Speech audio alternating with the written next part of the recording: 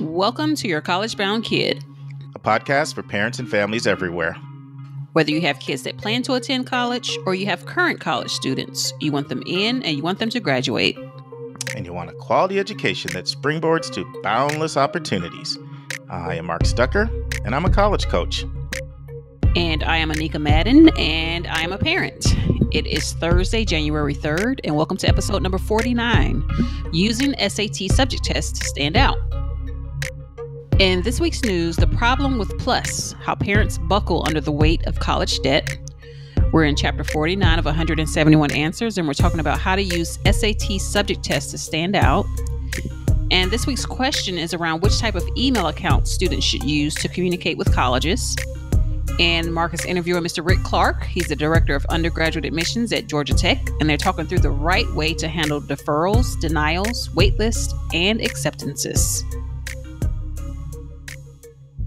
Happy New Year, Anika! Happy New Year! Happy New Year, your college-bound kid family. Mm-hmm. Oh my goodness! Did we do this last year? Did we talk about the New Year when we started the episode? We started the podcast. Well, remember we started in February. Oh, so that's right. We were right on the heels of it. Okay. Yeah. Happy anniversary, Mark. Almost. Thank you. So, that's New Year's resolution time. How about what about a podcast resolution? Can we give one? Well, I will tell you. Let me tell you, mine is to practice what you preach.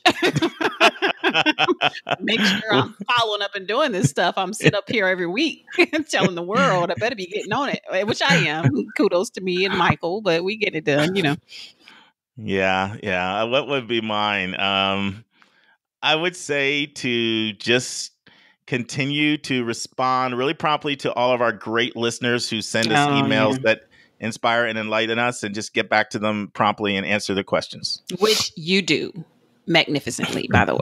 So thank you. Let's turn to college hot topics in the news.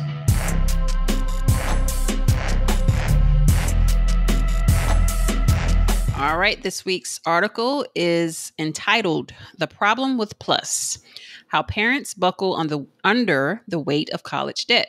And this is by Miss Susannah Snider, where it's found in U.S. News and World Report. Early part of this year, almost next year, but this year, 2018.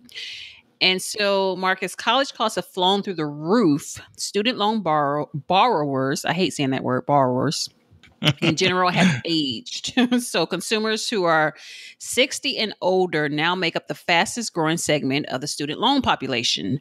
And this is according to the Consumer Financial Protection Bureau. And yes, some of these loans are for their later in life degrees, but the majority of these are for their children and their grandchildren's education. And this article features, they actually feature a couple, two parents that have sent 3 children off to college, and they're now saddled in $80,000 of debt. And they are pretty darn confident that they will never be able to pay this back. And so grandparents and parents are increasingly, having to cover these kids' college tuitions through a combination of not just federal PLUS loans, but private debt as well. So a key problem, Mark, that I want to note in all of this is that this is a huge problem for parents, this PLUS loan situation, but it's not for universities because they don't have any skin in the game in this. They get their money up front. The money comes directly from the government. So they don't have any incentive to counsel or to sway these parents into not taking out these massive amounts of loans. And let me just say this one statement that this couple made, or at least the mom made, and which is what I thought about recently, is that you're so involved with getting the kid into school. It's about, oh my God, get your testing ready, get your grades ready, get all this stuff, and then all of a sudden you're slapped in the face with a loan. Now, granted, personally, I haven't had to deal with that yet, but I can totally relate to her saying that it's all about getting in. But, the financial piece is so far off that it comes and slaps you around a little bit when you least expect it. Well, not when you least expect it, but, it just comes out of the blue almost, because it's just all about getting in, right?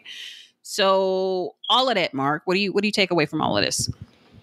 Oh, I got a lot of thoughts. So, first of all, Anika, I can't think of any subject we've actually covered as much as plus loans. We talked about plus loans on episode 13 and 14, and again on 35. And it still feels so And fresh, though, right? Every yeah, time you read about it, it's like, oh, God, Jesus. Yeah. I mean, there's slightly different articles and we coming in from different perspectives. Like one time we talked about the family that had 140,000 in debt, and we showed them how they could convert their plus loan into a consolidated loan and how through the ICR and how they could qualify for loan forgiveness. So we're kind of coming at it in different ways. And then also we had Elaine Griffin Rubin on in episodes 32 and 33. She talked about parent debt. And so one of the reasons why we keep coming back to this a lot is because this is just such a widespread problem. Right. And it kind of goes, this is sort of how it goes. So most parents, they want something better for their child than they had for themselves. And so they apply to schools and they kind of work off the perception that, or the impression that, I love my child and I feel like they deserve to go where they want to go to college. So that's already a problem right there. But that's where things start. Now, of course, there's certainly families that can, stroke the whole check, the whole payment in one check. And there's other people that have saved and have money put away. And there's people that have grandparents helping out. But that's not the majority of the population. So the majority of the population doesn't have that. So then people apply, right? And they also think, and this is widespread, that parents and students is very widespread. They think, well, certainly I know that the schools know that I'm not, as my daughter says, balling. I'm not balling. I'm not rolling it in. So they can look at my financials. They know I need money. So parents and students assume a school is going to give them what they need in order to attend. And then all of a sudden, it's like they get hit with a brick in the face. They get admitted.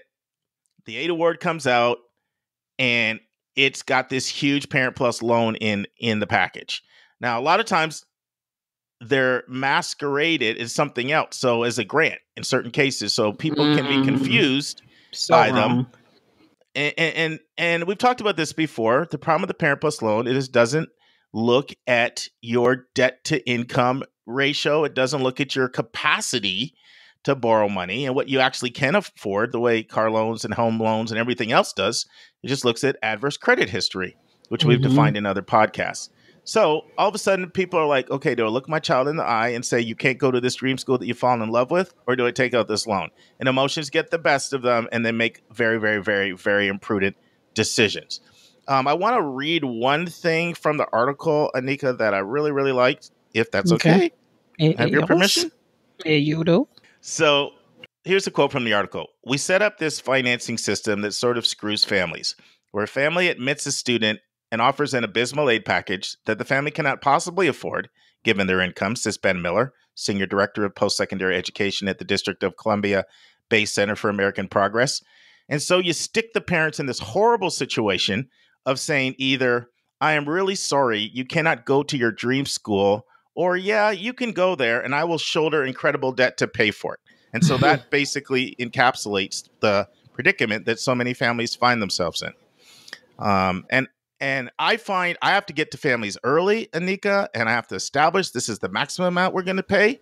And if we don't find a school within this price point, we're going to look at other options because, for example, even now I'm working with someone and I actually got to them too late by the time they start working with me. And I've tried so hard to help them to not take out these exorbitant Parent Plus loans.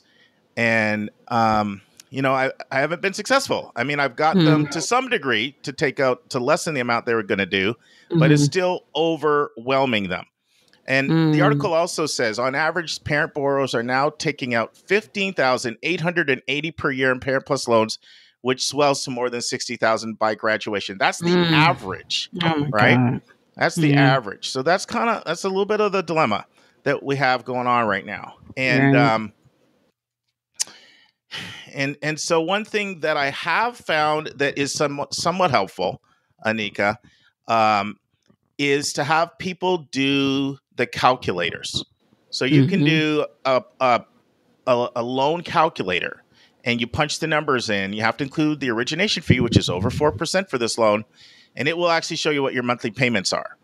And that can be helpful because here's what happens a lot of times. So the family's making this decision when their child gets the award, let's say is an 18 or 19-year-old in high school, right? Mm-hmm. And they're thinking, well, 20,000, maybe I can do it. But what they're not thinking about is, one, what's that 20,000 going to be after the interest and the origination fee? Secondly, is your financial situation going to change, or are you going to have to do this for all 4 years? Right. And thirdly, is this the only child, or do you have more coming? And then also, are kids looking at graduate degrees, professional degrees, med school, law school, dental school, all of that? Mm-hmm. And so what the loan calculator does is it allows people to really have a realistic sense of what my payment will be. If I'm talking about only if people are going to do this. There was a time I view was never, ever, ever take out a Parent Plus loan ever. And I've refused to do that. Like, fortunately, my kids got generous scholarships, but still, we could have used extra money. But I refuse to do a Parent Plus loan. I don't go that far now. Each case is case by case. I'm a lot more comfortable if it's going to be your last year. I'm more comfortable if it's going to be manageable debt, right? So you take a look, you do the calculator, and if you're like, okay, you know what, it's going to be $110, and yeah, it's over 10 years, but we can do that. Okay, right. So that's kind of where I'm at with it. What do you think? Mark, did you mention the one, the article also brought up the point about the rise in tuition costs every year? Like, your tuition is not going to stay the same. So yeah, it might be 20,000 this year, but it might be 25 next year. And I don't know if that's what the incremental, like, average increases are. I'm not saying that, but the fact that it does go up. So that's something also to take in consideration, right? Yes. Now, normally tuition costs don't go, they have been going up higher than salaries are going up. So it is absolutely a factor. But I find that even the bigger factor than that is the fact that it's a 7% interest rate plus a almost 4.3% loan origination fee. The other thing that's very important to keep in mind when it comes to Parent Plus loans is that in addition to the 7.6% fixed interest rate, that's the current rate, it changes in July every year, the interest starts to accrue right after the loan is dispersed. So even that a parent has an option of deferring the loan and paying it after the child has completed their college education 6 months after graduating, or if they go below half-time status, they can start paying it then. The interest accrues immediately. And that's extremely important because it adds up a lot. 7.6% can compound very, very quickly when you're on the clock right away, which is very different than, for example, say the subsidized direct student loan. And you got to do it for 4 years. That's the bigger factor. But you're right. That is another factor to keep in mind, that if you're doing this and you're punching, I'm thinking about doing this, and let's just even say $15,000. I think I'm gonna do a Parent Plus on $15,000 loan. Okay, if you're putting all 4 years in, don't put 15 in for the next year, because unless your salary goes up, then normally costs go up 3 to 5%. There's certainly been cases where they've gone up a lot more than that, no question about it. But it's just something we want our families to be aware of. And the big takeaway here, you always say that to me. What's the takeaway? I'm jumping ahead of you. I'm stealing your thunder. Call Mark before you do it. Because I call you for everything else. Darn if I'm not going to call you for this. Better believe it. Well, that's nice. I was going to say the big takeaway is to definitely use a loan calculator, so you actually know what your repayment numbers will be. Make sure you do it for all 4 years. Make sure you ask yourself, is grad school involved? And ask yourself, do you have other kids? And ask yourself, is that number sustainable? And my one loan calculator I really like is the one on the NerdWallet site, Anika, because it's simple, it's clear. Again? The who site? Yeah, NerdWallet. I don't know if you know NerdWallet. It's a really cool. Yeah, it's a really cool website that shows you all kinds of different ways to save money, like best place to get health insurance, best bank accounts to have the best interest rates, and all that. Oh, nice. Okay. So what we'll do is we'll put this in our show notes, because literally 3 days ago I had a call from a family, and I couldn't convince them out of a Parent Plus loan, but I did convince them to reduce the amount. And I took them through this whole process, and I did feel a little bit better that when they went through the process, they thought they could handle the amount. Awesomeness. That was an excellent listen, Mark. Now it's time for our step-by-step walkthrough of the college admissions process.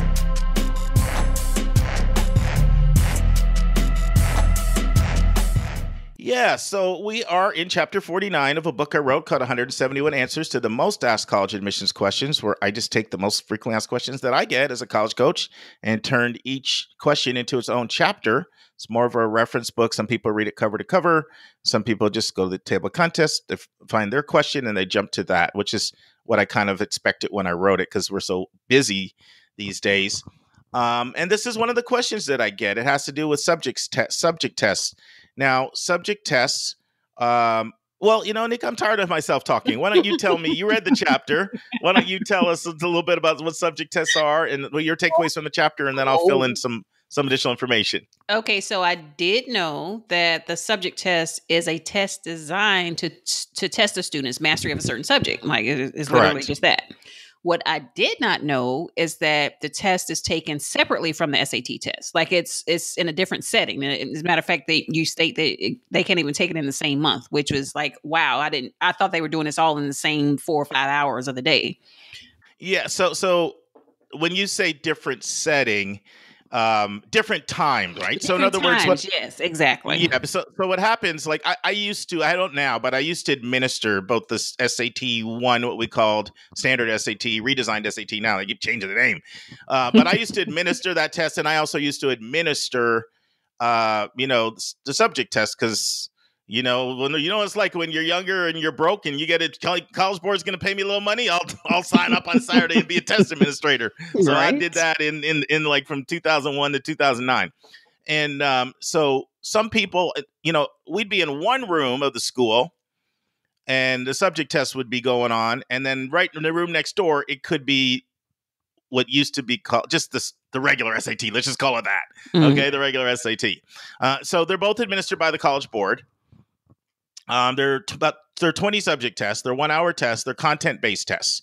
And we did do a pretty deep dive in episode 26 in our bonus section on subject tests. So it's our second time coming around to discuss it. Mm-hmm. But what we never really talked about is how to stand out with subject tests in your application.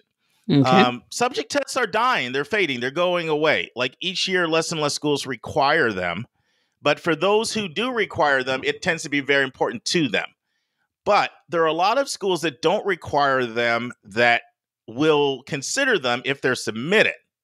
So what that leads to is a great opportunity for you as a student. I recommend getting a book. There's many good books out there. I like the one actually that the College Board produces. What you do is you identify 3 to 5 that you think you may be good on just based on your content mastery and your knowledge of your subject material.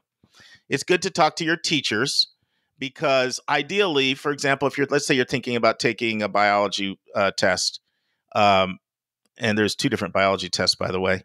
But if you're thinking about taking a biology test, talk to your teacher and see if the curriculum they're teaching lines up with the test, because a lot of times it doesn't, and sometimes it does. But you take a practice test, and if you're doing without any prep at all, and let's say you find you do really well in a couple of them, well, then that indicates that you're probably going to do better on those tests. So then take them at the end of the school year, because use your regular classwork and your tests and your content and your teaching to help you prepare. But then you do want to do some additional prep on your own. Just go through one of the books, go to the practice questions.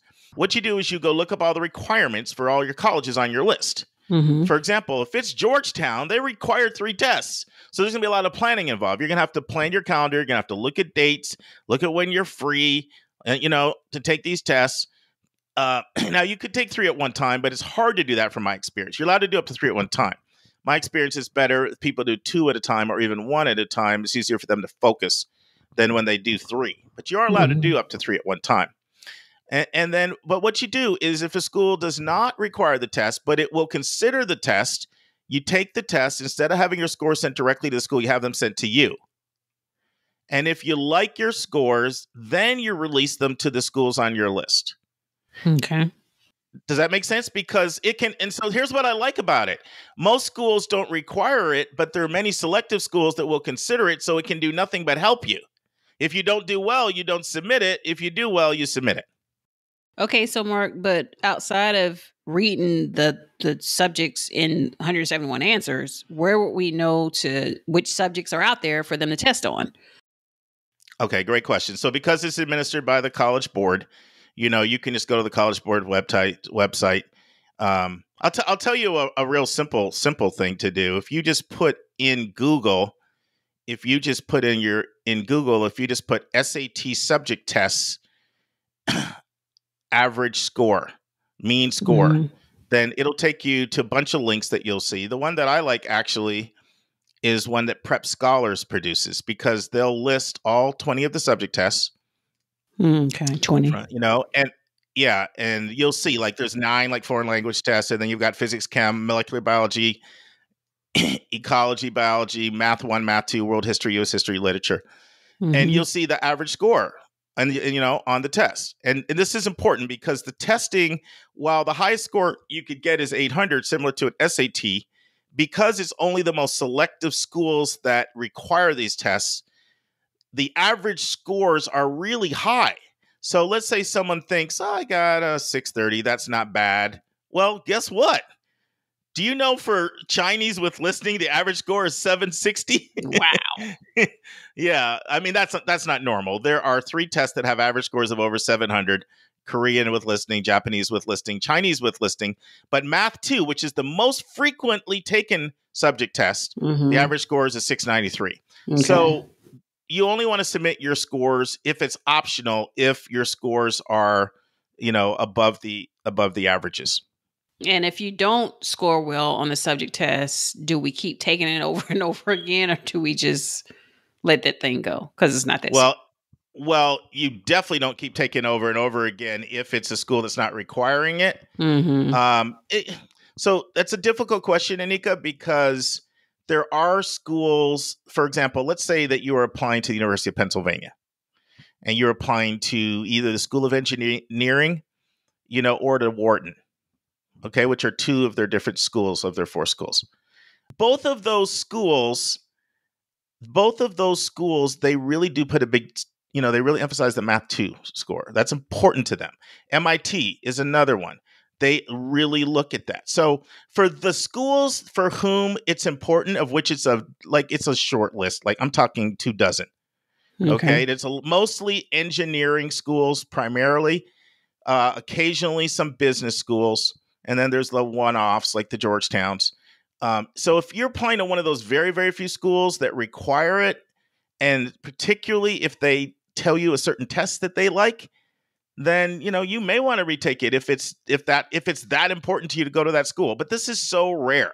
Did I answer it? Yeah, you did. And you sure? God, I don't think Janaea has to deal with that. It's good to know. You know what? I just thought of something. I should have had a different New Year's resolution at the start to try to answer one of your questions with less than 2 minutes. Oh, please. No, we need 4 minutes. Double that up. You are too kind. I can be pretty loquacious at times. It's all good, Mark. All for the cause. It's time for a question from one of our listeners.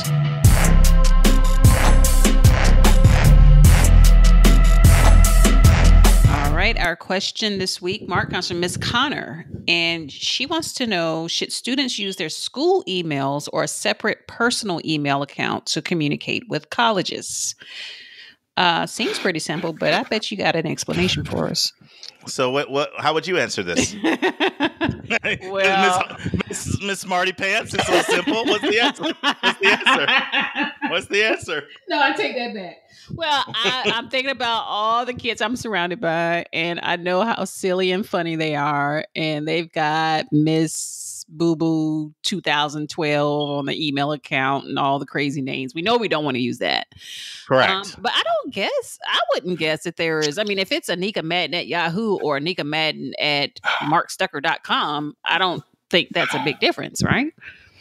Yeah, so you're right. So first thing, none of these crazy hot mama Brenda 717 at Gmail, none of that, right? No. I mean, no. But I don't like the school emails because a lot of times when you leave your school, you lose that email.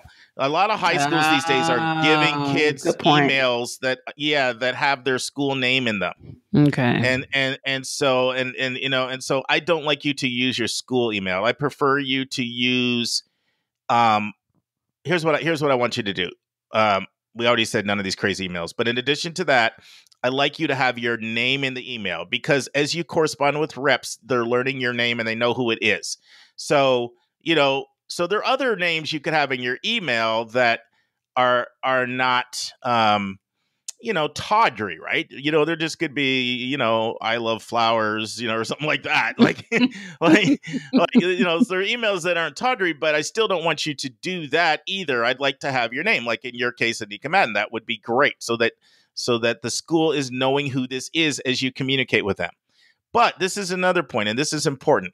I like you to have your own college email, different than your regular email.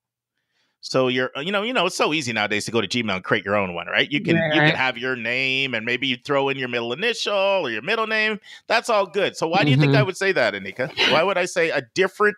So I want one with your name in it, and I don't want the school one, but I want it to be a separate email from your regular email. Why do you think I say that? Well, because of my own personal issues of having to keep track of all that stuff, because you got so much stuff that you get inundated with. You don't want to miss anything.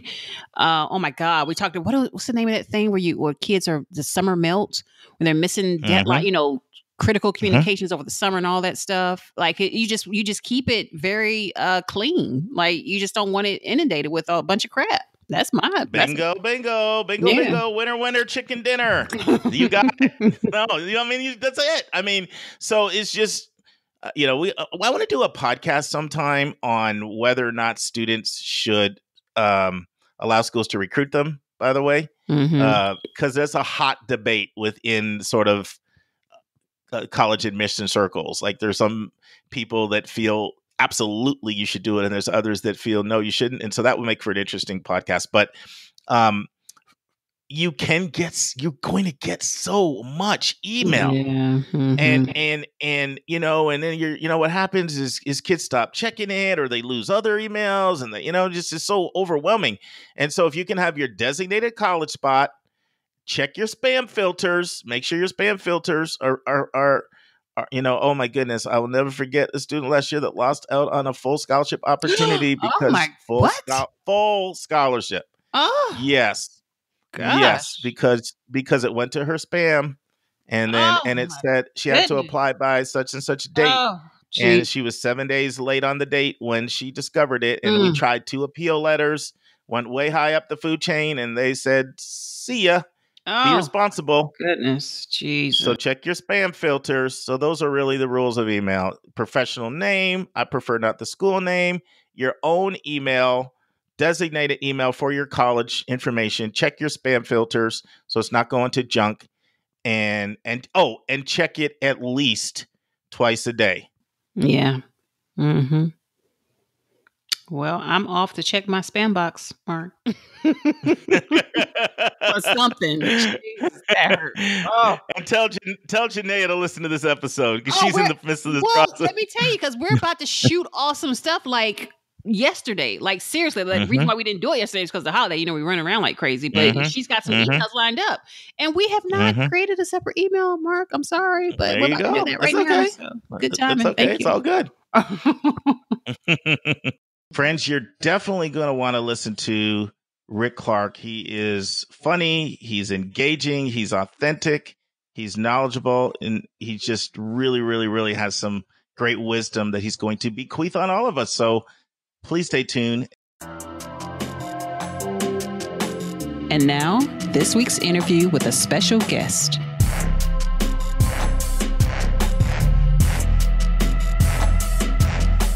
I am super excited today. I'm with Rick Clark, Director of Undergraduate Admissions here at Georgia Tech. And it's the first time ever, Rick, in our podcast that I've actually done an interview sort of face-to-face. I'm on the campus at Georgia Tech, so pretty exciting stuff.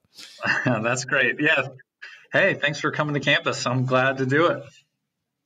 Yeah, I've always admired how you guys, have read a file. I think you guys just do a fantastic job at holistically reading a file. And I wanted to to get some of your feedback. But before we kind of dive into the subject content today, Rick, why don't you tell us a little bit about your background and be sure to sort of include how you ended up at your current role at Tech. Okay, sure. Happy to. Well, I'm actually an Atlanta native and grew up in this area and then went to college up in North Carolina at Chapel Hill. And I was a tour guide and actually worked in the admission office a little bit and was a journalism major and got pretty interested in sort of tying the public relations, mass communications, into higher education and just as a career, looking at it a little differently than a lot of my, classmates who are looking to go more into traditional journalism. And so, from Chapel Hill, ended up at the Macaulay School, working in boarding admission. Macaulay's a boys prep school up in Chattanooga. I've also been at Wake Forest University, and then down here, first to Georgia State, and then in 2003 to Georgia Tech. So actually 15 years now at Georgia Tech, and just in the last month, 10 years as director. So that's the basic path. And it's been, a great career, a lot of different places, but really a fun path getting to where I am now. I didn't know the Macaulay part. That's super exciting. Do you know Troy Kemp? Of course. I don't know if you know Troy. I know him very well. Yeah, everybody knows Troy. He was He was teaching math when I was there and coaching lacrosse. Yes. Yep. Good stuff. Well, off the record, you and I will have to have a conversation about boarding admissions, college admissions, similarities, differences. I'll look forward to doing that sometime. But let's transition though. So Rick and I, we had lunch, maybe 2 months or so ago, Rick, I think it was. That's right, And our regular listeners know that I love to have our interviewees talk about their passion. So I said, Rick, love to interview you. What would you like to talk about? And as soon as you threw out this subject, Rick, I was like, bingo, got it. That's perfect. And so what we're going to talk about today is the proper way to respond to 4 major admissions decisions that are very common. So why don't we kick it off with the first one, which is a deferral, which a lot of people are experiencing at this time of year. I think that's good timing on that one, Rick. Why don't you start out by explaining what a deferral is and maybe comment on various ways you've seen students and parents respond to a deferral. Mm-hmm. Sure. Absolutely. So, a deferral, from the college side is essentially it's a maybe, and it's definitely a hold on. And basically we're going through that right now because we're releasing our decisions in mid-January. And I know, like you said, a lot of schools have put out their decisions recently. And the reason that schools defer is because, it's a couple of reasons. It kind of varies based on the student. It might be because they see some things in that student that they're excited about and that they're interested in. It might be that a student is on an upward grade trend and they want to see if that's going to continue. It might be that it's a student who's, from a certain place or in a certain major, or who kind of helps them in some way kind of shape their class. But they also want to see what else is coming in their regular decision group. And, as you know well, and I'm sure your listeners do too, with the way that applications continue to increase to a lot of schools, it used to be so much more predictable to think, all right, well, we've got this sort of percentage of our class in early, and we will likely get this percentage of our class in regular. But I think a lot of folks like myself around the country don't trust themselves anymore to know, because these percentage increases and some of the flipping of percentage balance of, one round to the next has led schools to defer in different ways. And so that's why schools are doing it, is in a lot of ways, they're hedging their bets. They're kind of protecting themselves and their class. They're putting out their definite admits early, and then they're taking this percentage of kids and pushing them over to the next round in order to just really kind of gauge them within the overall context of the pool, or to see more from that student. I think in terms of the way that families respond and react to a deferral, though, one of the biggest things I would say is many students who apply, especially these more selective places, I mean, they've never been told no before. And a lot of times they've never been told maybe before. These are achievers. I mean, they've been the ones to make the team, and they've been the ones selected to be in the play, and they've been the first chair, and, all these great things. And it can be a bit of an ego hit. It can, it can hit the pride a little. But I mean, one of the things that I hope that families sort of see this as is, it's not a no. I mean, they could have denied you, right? It was not a mistake. They didn't miscode that. It's a hold on. It's a maybe. It could work out. But too often, I think students think, well, they don't want me. They don't really want me. And so I'm just going to cancel, or I'm just going to move on. They don't do what schools ask them to. They don't send their grades. They don't fill out the form. They don't write the extra essay. They don't do the interview, whatever schools sort of put in place to help them finish this out. And I guess one of the biggest things I would tell students and families is just, try to put that ego in a box. And if you're still interested, you liked them enough to apply, see it through. It wasn't meant to be just one round. They call it a process for a reason. It's supposed to be, an entire year's cycle, and you signed up for that, really. So kind of see it through would be my advice. So here's a question for you, because you know this, but there's such a wide range amongst the schools, colleges in the landscape across the country in terms of how many kids they defer, even amongst highly competitives, right? So you've got a place like Georgetown, which pretty much defers everybody that they don't admit. Mm-hmm. You got the other extreme, Stanford. Deferral is quite an honor because they normally will deny you if they're not admitting you. I think they pride themselves on max of 1,000 deferrals.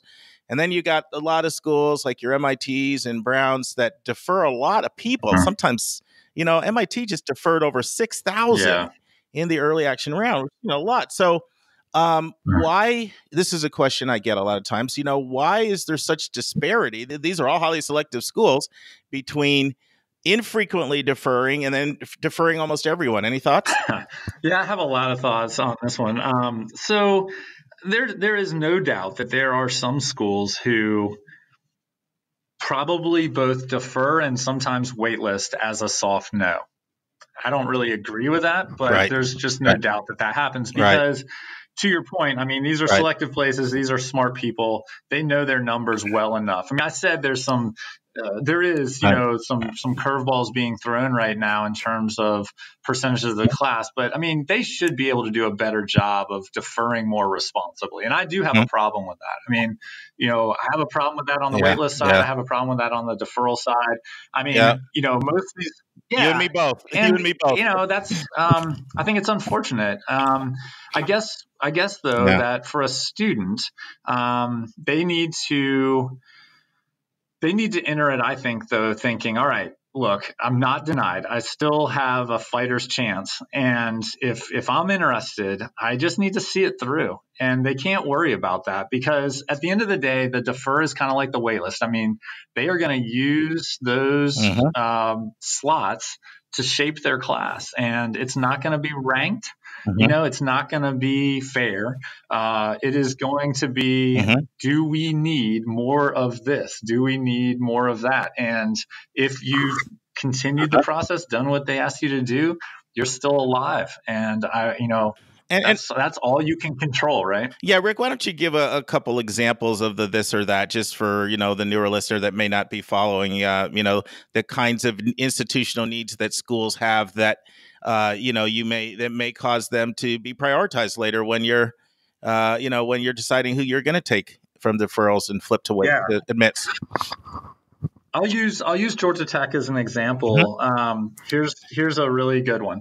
So basically, as a state, public institution, we are not legislated like in the University of North Carolina system. But basically, we have determined, and it's been sort of an agreed upon appropriate balance to have 60% of our undergrads from our state, about 30% from other U.S. states, and about 10% from countries outside the United States. So when we defer students, and again, literally before you got here today, we were having these type of conversations. The type of student that you might defer from Georgia could vary from the type of student you might want to defer from a different state, right? And so when when we come back here in early January, because January 1st is our regular decision, and we'll have all of our applications in, but it will precede when we release our decisions for early on January 12th. And today we were saying, let's see what we have when we get back. Let's see what we actually have, because we may feel comfortable at that point deferring even less. Now, this sounds harsh, right? But I'm just being honest. No, what we were like, we could put another 500 to 1,000 students into the deny category because the strength of what we see coming in through regular. Or conversely, if our projections could be wrong. I mean, right now we're projecting 38,000, 38,500, something in that ballpark for total applications. For early action, we had 20,000. Right now, we have about 25,000, but we do think there's 13,000 more coming.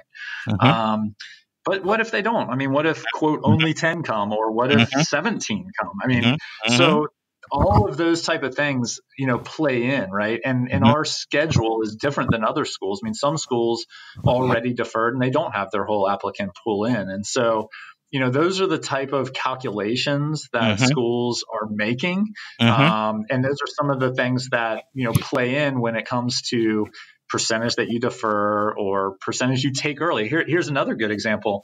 We over-enrolled last year. We had a higher yield than previous years in every demographic, international, domestic non-resident, and Georgia.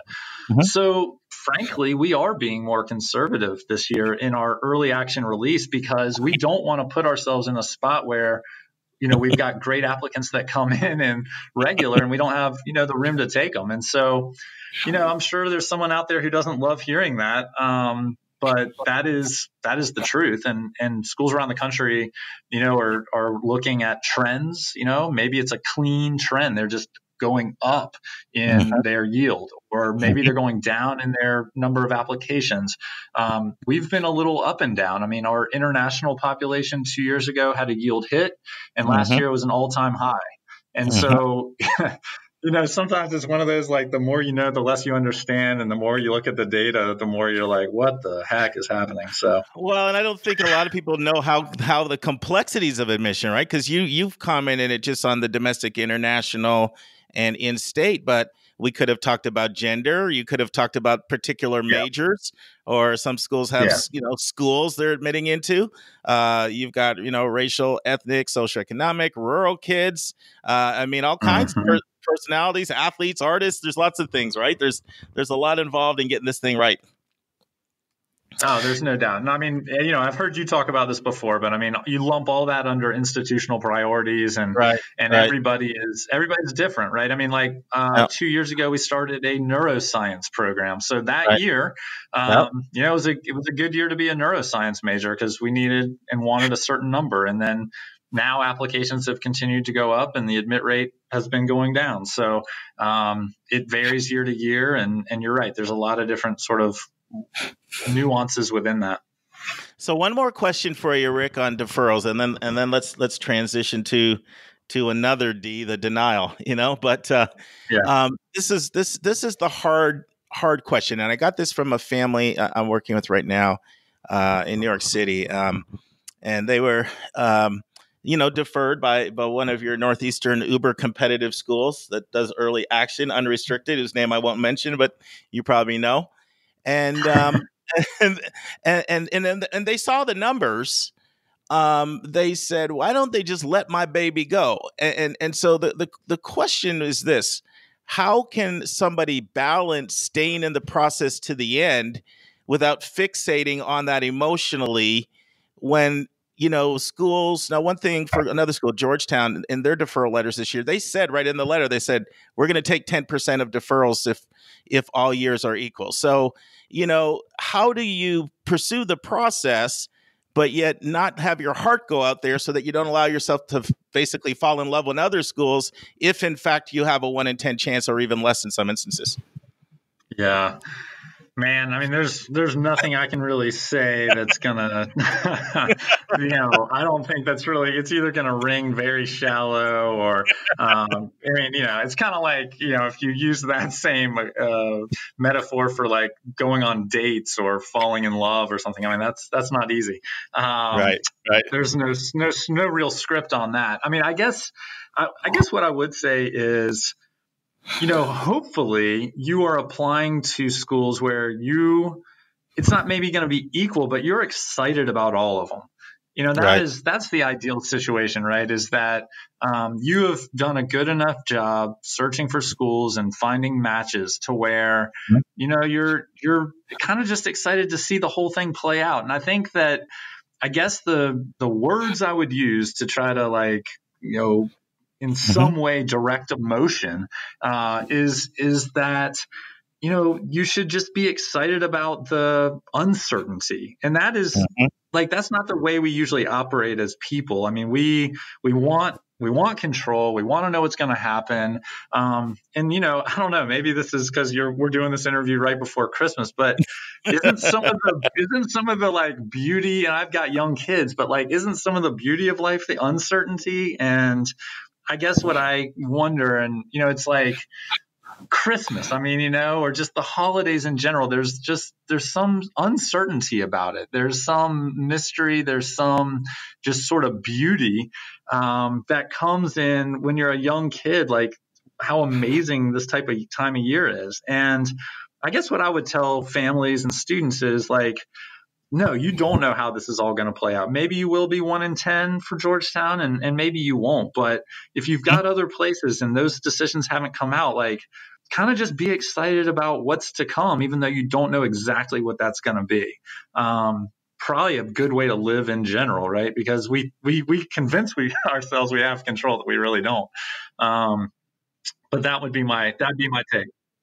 And on the placement side, I try really hard to get families to do that. Love all your list, right? I say if there's only one school that will make you happy, that says more about you than the school. And a lot of times, actually, I find students can do a pretty good job at getting there. I mean, people aren't robots. So there's inevitably some schools are going to be more attractive than others. But who I find it's hardest with is the parents. And so the hardest part for me with deferrals when people stay in the pool and kind of pursue it at hyper competitive schools are the parents who can sometimes really inadvertently send a message to their kid that they'll be disappointed if this doesn't happen. But you know what? We're not going to solve this. We could be on here until we die. We're not going to solve this issue. I think one thing we're both implicitly saying, though, is this is why we don't really like deferring kids that almost have no chance as a form of a soft no, because kids take it easier. Because, to me, it's the equivalent of, there's a girl you're always interested in and you ask her out and she keeps saying maybe, maybe, maybe. And if she's never really going to say no, it would be better if she just cut you loose so you could be emotionally freed up to move on. It's true. There's a lot of parallels between admission and love. There is just no doubt. Isn't there? Oh yeah, man. I mean, hey, you write the love letters. That's the application. I mean, people write you back and they send you glossy brochures and tell you, hey, come live with us for 4 or 5 years. So there's a lot there, right? I have to tell you a quick story on that, and then we'll transition to denials. So, when I was at West End boarding school doing admissions, we used to call our admits and our denials. We couldn't really get in all the reasons. We couldn't get all the reasons on the denial, but, we could empathize, right?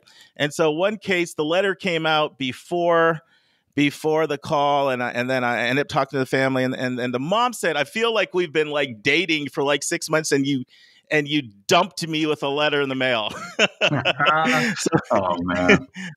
So it just shows your point there. But let's transition to denials. What would you say are some misperceptions about the reasons for denials? Any thoughts on that? Yeah, I mean, I think that again is sort of the rule of admission in general. And somebody said this recently that I thought was very wise and dead on, which is the way that an admission decision feels is very different than the way it's made, and that is so accurate. I mean, honestly, right now we are denying kids that are smarter at 17 than I will ever be in my life. And this is not a value judgment. I mean, this is not some like forecasting of future success. Some of it is just supply and demand, and some of it is institutional priorities. I mean, we've got kids that I know we're denying who are going to get in to schools that are ranked higher than we are. I mean, that a lot of people would, and we get these calls all the time. Like, how can you deny, I can't believe you denied my kid. They got into X, right? And X school is perceived to be better or whatever. And it's like, well, it just wasn't for us. That wasn't the right fit and match, or we've got so many, and it sounds crazy to people, that look just like this. And so for us, that's really not unique, and that's not a must in our applicant pool, whereas it very well could be for, that other amazing school. And I guess one of the big things that we try to, I know you do this too, just turn people's attention to is, man, focus on your wins. I mean, focus on your opportunities. And I think that's something families will dwell on a little bit is, okay, it didn't work out here, but man, look at the opportunities and choices that we do have. And, I think the schools and the institutions do the same thing. Like, I try not to focus on the 31,000 we don't take, but the 7,000 that we do. Yeah, and I find a lot of the misperceptions around denials, a lot of it is what you said, like they got in so-and-so school and they're more selective. A lot of times I find it's numbers based too. In other words, like, my kids or my test scores are above your averages or above what you publish. Or particularly for kids that have really stratospheric scores, they seem to think that automatically means they're admitted. Do you encounter that at all? Oh, yeah. Actually, last year we created for April Fools, we created sort of a fake profile. And honestly, I wish that we could use this all the time, but it basically was like, and for people that aren't familiar, like school profiles or admitted profiles, like usually these are like middle 50% range. It's kind of what you're describing, right? Where you say, oh, our middle 50% SAT is between a 1340 and a 1470. And so, to your point, you've got this family sitting there with a 1520 thinking we're good to go. Or it says like we're between a 3.5 and a 3.8.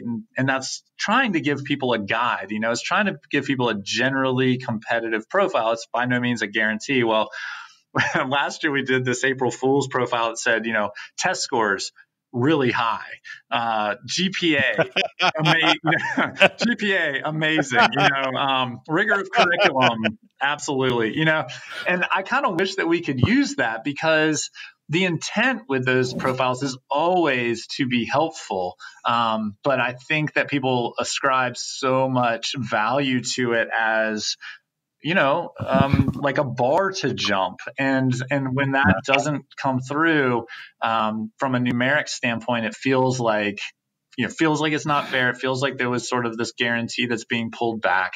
And truly, when all these schools are using holistic review, all they're really doing is sort of demonstrating that they were serious about holistic review. It's not just going to be about the numbers. Let's take a break to learn about Mark's recommended resource for the week.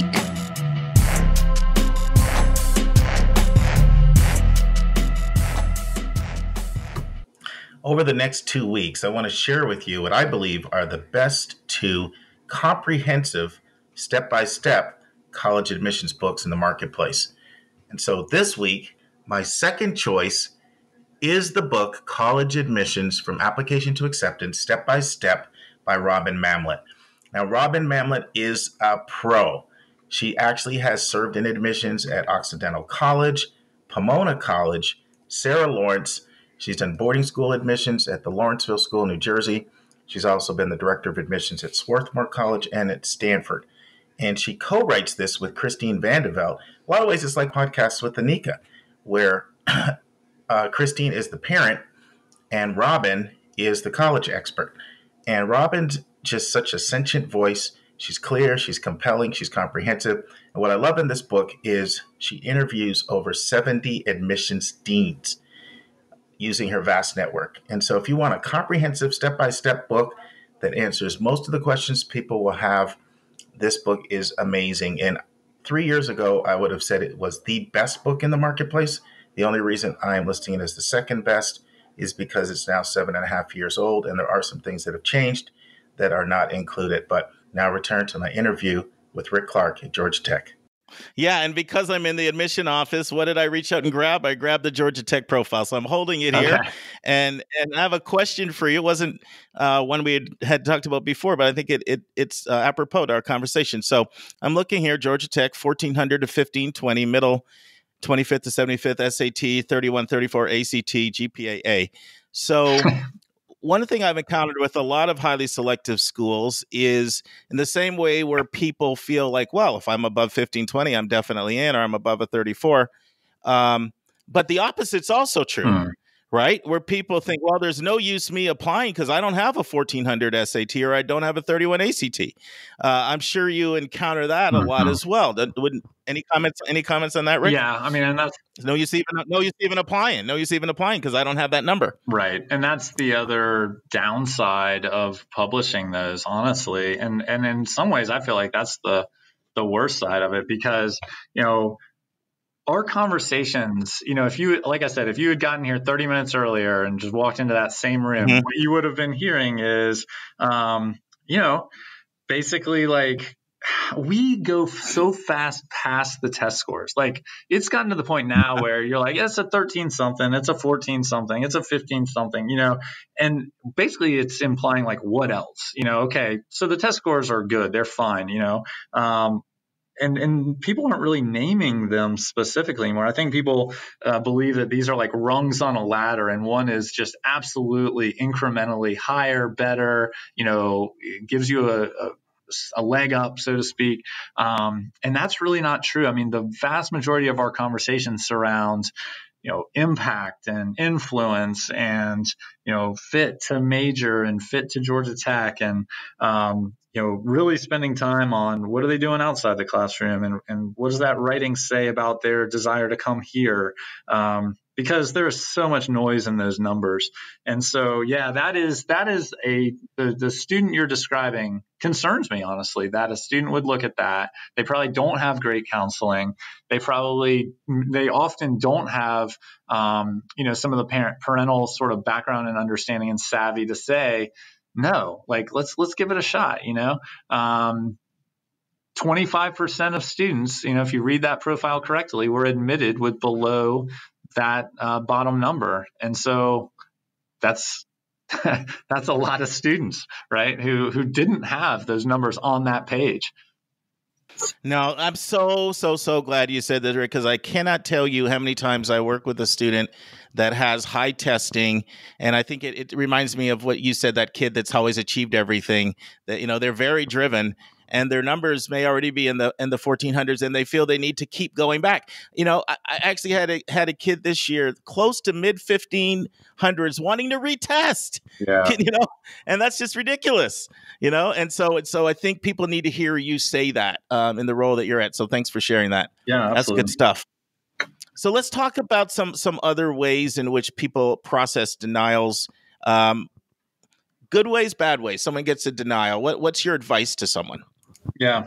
Well, I mean, I think one of the biggest is back to your dating analogy. It's like, in a way, sort of be thankful that the Band-Aid's been ripped off, right? I mean, that did not work out. And here's, I guess, one of the first things I would say is it's probably not going to work out. Like all schools have an appeal process, but it almost never is a valid appeal. And so like we try to be specific about what is and is not a valid appeal. And it's like, if you had a major medical situation that you didn't tell us about, if we got the wrong transcript, if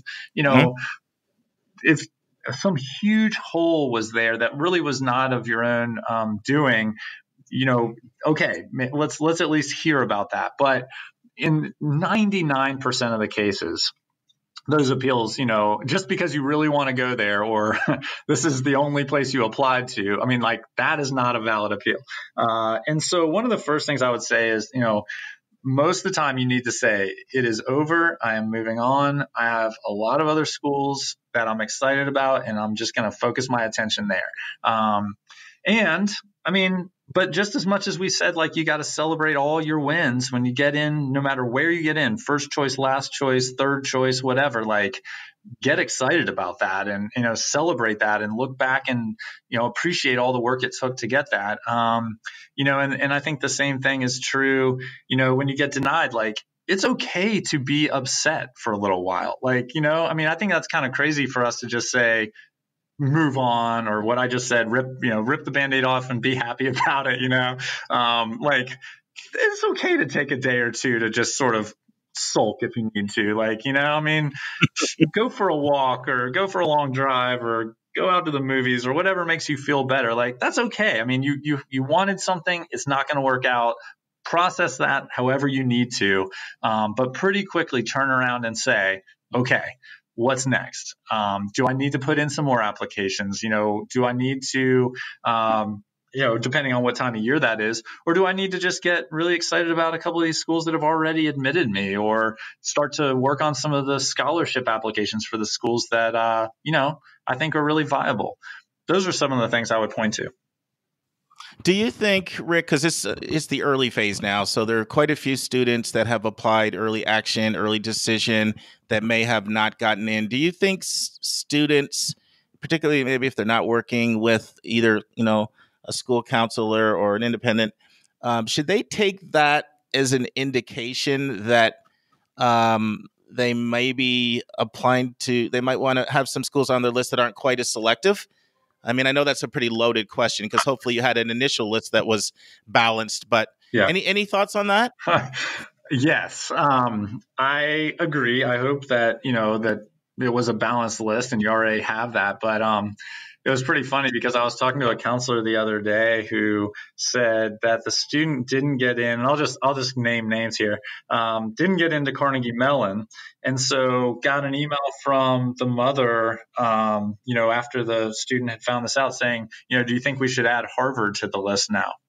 It's like, that is, I mean, I told him, I was like, man, I hope you took a deep breath and didn't reply that night, because there's like 100 thoughts that go through my head when I hear that. It just sounds so absurd. So the short answer to your question is yes, absolutely. I mean, if you didn't get into a place, if you got just straight denied or honestly even deferred, like, you need to reassess the list of schools that you've applied to and make sure that there are a couple that have lower and sometimes maybe even significantly lower admit rate, or higher admit rates and lower admitted student profiles to give yourself, again, options. And it's just what it's all about. Yeah, and I share this story with people. I don't want to freak them out, but I got a call last year from a student.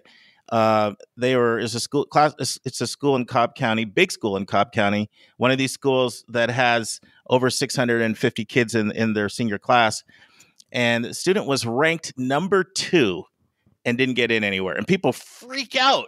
Well, everybody told the kid how smart they were. So, what did they have? It was Stanford, it was Yale, and it was all schools like that. And it's just a case of, if you don't have a balanced list, you might be exceptional and there's no guarantees. Mm-hmm. That's right. Yeah, that is true. The only guarantee is there are no guarantees. There you go. Taxes and death, maybe. Right. Okay, friends, if you enjoyed part 1 of my interview with Rick Clark of Georgia Tech, wait till you hear what he says in part 2, as Rick talks about why schools use waitlists. He also defines yield, something which is extremely and of paramount importance for any college admission office. And he defines it in a way that I think all of our listeners will grasp. He also talks about what you need to do if you get on the wait list, dealing with the emotion of being on the wait list. We discuss that. We talk about mistakes students make when they get an acceptance letter. And we also talk about, should you post your acceptance online through social media? And finally, I love the things that Rick said when it came to the conditional language that is in the acceptance offer that can lead to admissions offers being rescinded. So you're going to want to come back for episode 50. Look forward to you joining us next week. Next week in the news, as students head to campus, colleges fear a decline in international enrollment. We'll be in chapter 50 of 171 Answers, and Mark will be explaining the practices of super scoring and score choice. And next week, we're celebrating our 50th episode with a special, yay, with another special bonus content section with that. Very excited. Oh my God, I can't believe we're at 50, Mark. And Mark is continuing with Mr. Rick Clark in the final part of how to handle deferrals, denials, waitlists, and acceptances. Listeners, we thank you so much for bearing with us and all of our craziness for year one. And we're trying to make year two even better. So thank you, because without you, there is no Your College Bound Kid. Merci beaucoup.